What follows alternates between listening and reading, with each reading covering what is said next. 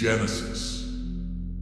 In the unfathomable abyss, before the stars shone and time wove its intricate tapestry, there was only absolute void.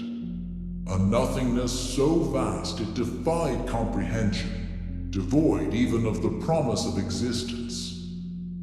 Yet in this vacuum of meaning and matter, two wills emerged, not from somewhere, but as forces inherent to the paradox of the nonexistent, Keosiis and Urdeen.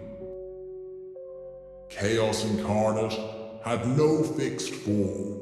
Its essence was mutable, unstable, and terrifyingly beautiful in its insane disorder. Beside it, no less formidable, was Urdeen, forced order, whose presence suffocated and calcified everything in its reach. There was no malice in Keosiis, just as there was no benevolence in Urdeen. They simply were pure forces, devoid of morality. Their meeting was not peaceful, for the void could not contain their conflicting natures. The clash of their wills spawned cosmic storms and cataclysms beyond perception. From the waves of this primordial conflict emerged the first things, fragments of raw matter and chaotic energy, shaped by the rigid rules imposed by Urdeen and distorted by the unpredictable hands of Keosiis. Thus, the universe came to be, a battleground where random events and inflexible laws struggle for supremacy in a precarious balance. But the universe, still young, was only the beginning. Where once there were only two wills, others began to arise, distorted echoes of the initial turmoil. First came Keosiis, a cold and relentless presence, whose essence was the inevitable end of everything Keosiis and Urdeen created. Death, impassive and eternal, loomed over all creation, ensuring that nothing could escape its inevitable influence.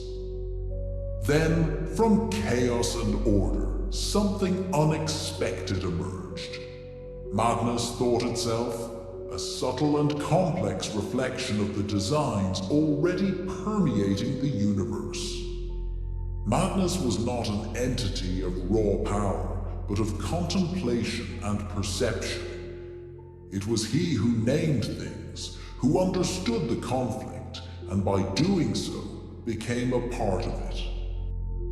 Finally, when existence seemed to have found its cycle, another force emerged from the shadows of what should never have been.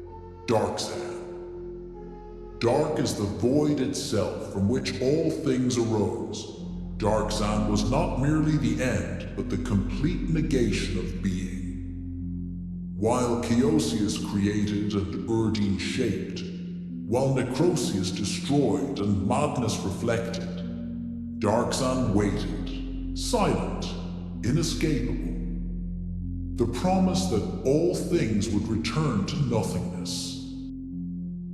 The dance of these wills wove the fabric of the cosmos, but in every corner of the universe echoes the sound of the inevitable, the return to the void.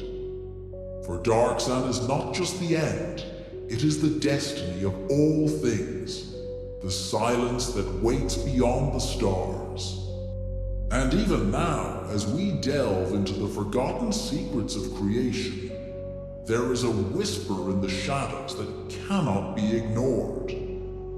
It murmurs the name of Darkzan, the last of all names, and with it comes the chill of non-existence that will one day engulf even our thoughts.